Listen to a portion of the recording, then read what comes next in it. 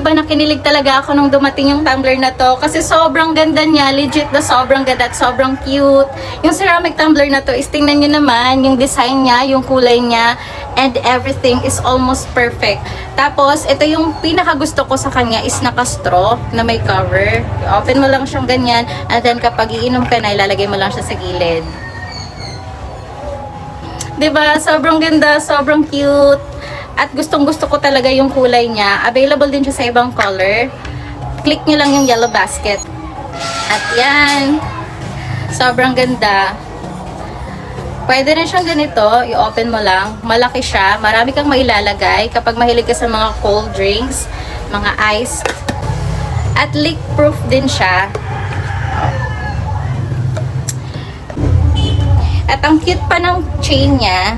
Kasama na siyang chain and holder.